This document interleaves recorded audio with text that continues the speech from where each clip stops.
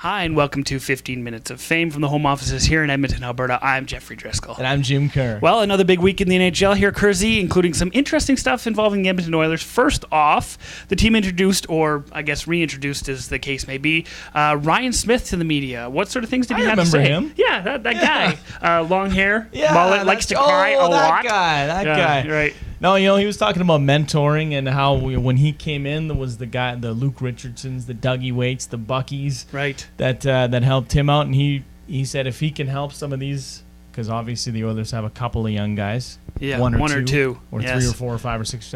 But if he could help some of those guys, that would be great. And I think he's already got a bit of experience in that role, having played with some young guys in Los Angeles. And he was also talking about what led him to come back to Edmonton. He said he was in the city a few weeks before any of this started, and it just felt like home. He's got nostalgic and probably driving down the Wayne Gretzky there. Yeah, there you go. I got to be back here. So that's kind of nice. I mean, we've all gone home in some way, and you get that feeling like home. So I thought it was nice to hear that from him, and he's really excited to be back, and I really hope that translates to his on ice play. I hope you watch him play and you go, all right, yeah, like this is where he wants to be. We've already heard my opinion on the subject. I love it. I think I'm just so happy that he's here. It's absolutely fantastic. I think his quote was, I'm paraphrasing here, but he said, if you cut me open, I bleed blue. Yeah. Like that's fantastic, and I think he's gonna be great for the younger kids. It's absolutely gonna be fantastic. It's good for the Oilers organization to have a guy with that sort of this is my team mentality. That's right. Let's not beat around the bush. It's been a tough few years on that front. Yeah. No one wants to come to Edmonton. That sort of talk. So to have this is just it's a breath of fresh air in a lot of ways. What kind of points does Ryan Smyth have to put up so that the mainstream media stays off his back this year? I think he just has to. He's been consistently about a 20-goal guy. Yes. If he can emulate that here, that would be great. But I think.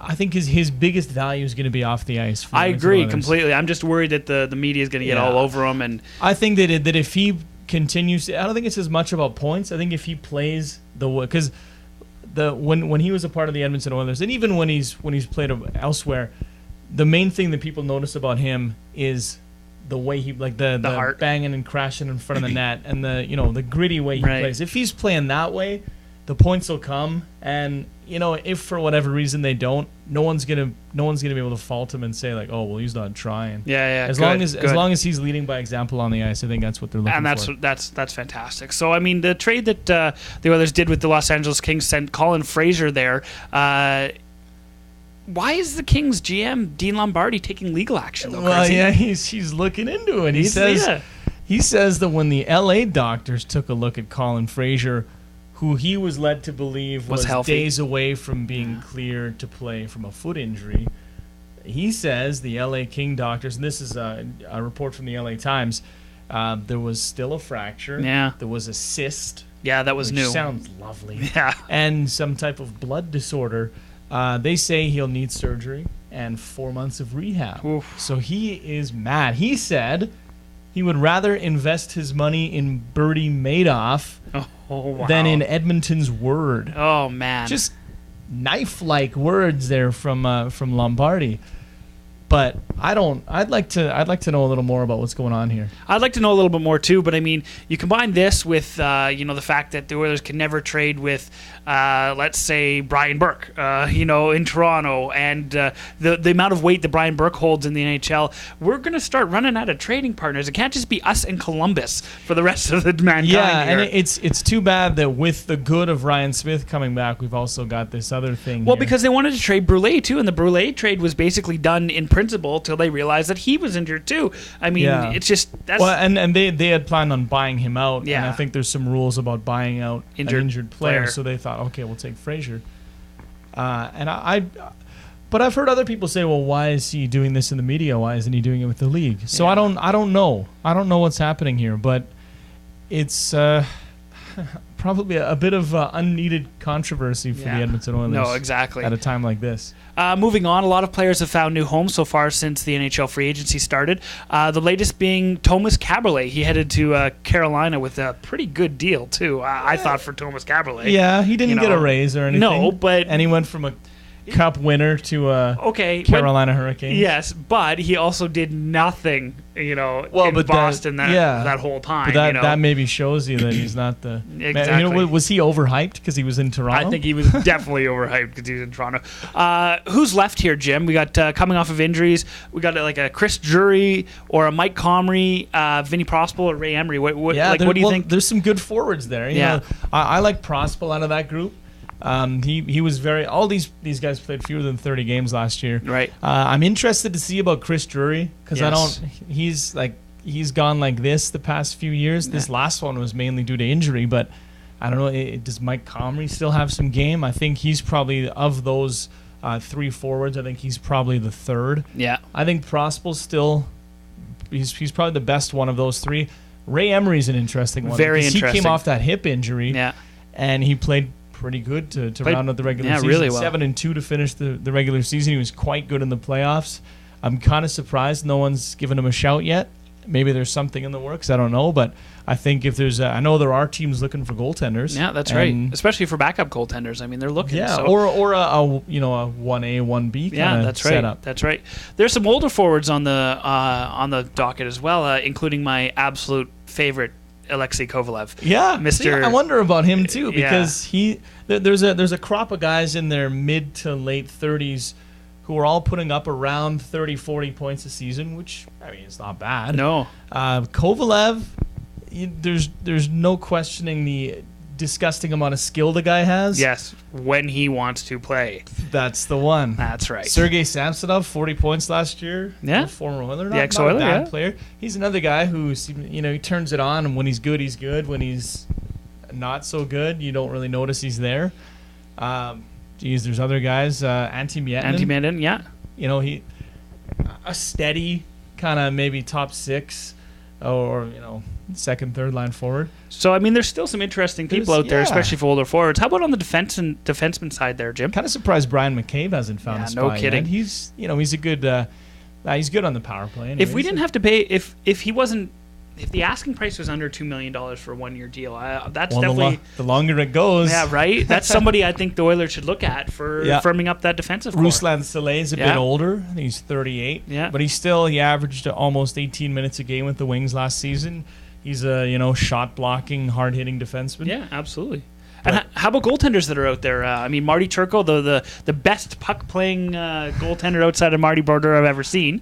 I gotta say, Marty Turco's probably done. Yeah, I agree. That's too bad. But he's probably. What about Martin Gerber? He had a good AHL season. And when he did play for the Oilers, he played really well as well. He can't really 3 games. Well, he was good. Yeah, he was good while he was out. He was good in the AHL. He had 20 wins, I think. Yeah. The interesting one of this group, outside of Ray Emery, is Evgeny Nabokov. Oh yeah, no kidding. Didn't play last year. No. We all remember what happened there.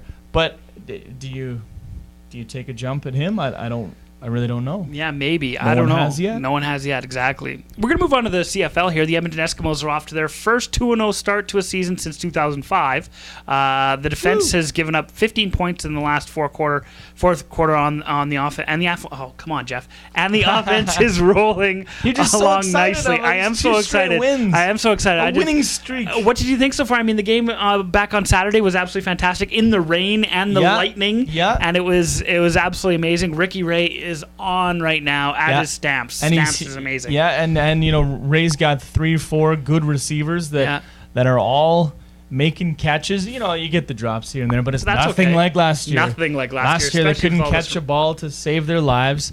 Ricky Ray, he has time to make plays. The offensive line is doing great so far. The defense has been shutting them down for the most part. Right now, if this team plays like they're playing at the moment, they're going to be good. There's no stopping Granted, them. Hamilton, okay, they're not the best team. No. But Hamilton's been a team that's been on the rise the last couple of years. The Rough Riders are a good team. Yeah, absolutely. We beat them. I'll put up 42 on them. Yeah, exactly. It'll be nice to see when we finally play Montreal to see what really happens there. I think that's really the test. We got and BC the Lions coming up. Too, yeah. BC, that if you can beat the Lions, you're on your way. And if you can string together 3 wins. But right now, just the way everything's coming together for them, it's great to see. And I mean, Ricky Ray, I'm sure he's loving having all the time he's got. No kidding. There's times where you see him, he pumps, he's looking, and you go, oh my God, last year he would have been sacked twice. Totally, and that was the big problem last year, but not this year. We're going to move on to the GABBYs now. We're going to do a real quick one here. Let's start with the good side this week. Derek Jeter became the 28th player all time and the first member of the Yankees, if you can believe that, to reach the 3,000 hit plateau. And it came with a homer, which it was a nice one too. It was. Just the second guy ever to do that. I can't believe the 28th player and the first Yankee with their storied history. 5 for 5 on the day too. Oh, he was amazing. Yeah, he was absolutely amazing. He said after the game, I didn't want my 3,000th hit to be a slow roller to third base and have that replayed over and over again. That's right. No, it was absolutely fantastic. Good for Derek. Unbelievable that he's the first Yankee, though. Unbelievable. That's too much. Yeah. We're going to go over to boxing now. Yes. Vladimir Klitschko took out British boxer David Haye last weekend. Haye was flopping around. He looked like a Vancouver Canuck out there. But I don't know if you saw it. He just kept falling. He did. And then he blamed his toe or something. Well, Klitschko took to YouTube this week. It was kind of funny. He did like a silent video where he just held up pictures of, one was of like Haye talking trash, and then the next one was of Haye like falling at his feet, and then and all the while he's holding up these pictures going and making funny faces and stuff. It's an interesting way to say, I'm not going to talk trash back, even though I took your belt. Exactly. I don't mind the confidence. The Klitschko brothers now have basically every belt there is. And they won't fight each other. And they won't fight each other, which is hilarious. Promise their mum. Yeah, exactly. I love it. Over at the Women's World Cup, Swedish player Josephine Åqvist earned some free publicity last weekend after a win over North Korea. She swapped jerseys with a fan. Have you ever seen that before, Jim? Never have I seen that. No. But, I'm sick of seeing the men players rip their shirts off after every game and they zoom in and all that. It's brutal. Come on. Exactly. So it's nice to see a little reciprocation on the women's side. On the bad side of things, we mentioned Derek Jeter off the top. Yeah. Great accomplishment. Absolutely. How about the people who paid all that money for the Friday game? Because the ticket prices were about 100% more than usual. So the average ticket price, I think, was about $200 for Friday's game. Crazy. He, of course, hit that 3,000th hit on Saturday. Friday's game was rained out and postponed until mid-September. Oh, wow. Which means it'll mean nothing. Absolutely You might nothing. see him get hit number 3,011. Exactly. Or something like that.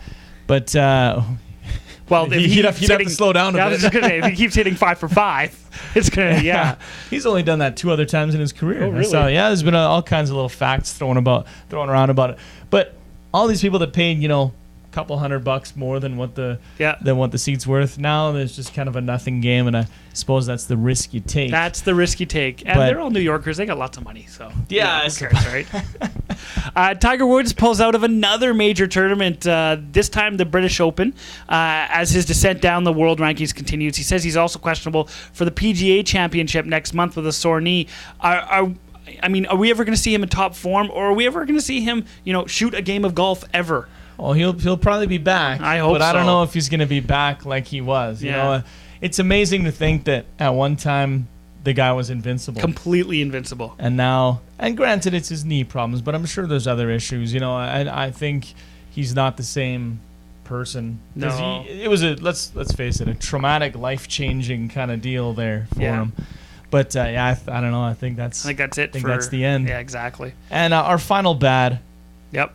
The people protesting Michael Vick. He re-signed a sponsorship deal with Nike. And I think in terms of a pro athlete coming full circle, if you get dropped by everyone, then you go on your kind of redemption tour and you clean yourself up.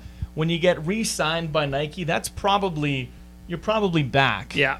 So for all the people that are protesting, stop it. Yeah, let it go. It's stupid. Yeah, most of these people are just doing it for the media attention anyways. So at some point you got to say the guy's done his bit. Yeah, absolutely. You know, And moved on. I mean, served his term. To come back even to the NFL and be as good as he is, that takes a lot of work. Absolutely. And I don't know. I'm sick of hearing that PETA and these groups are they're doing it for protesting Nike over the. Come on. Exactly. Well, our 15 minutes of fame, 15 minutes of fame are up for this week. Join us again next week when we get a whole new 15 minutes of fame. In the meantime, I'm Jeffrey Driscoll. And I'm Jim Kerr. Have a good week, folks.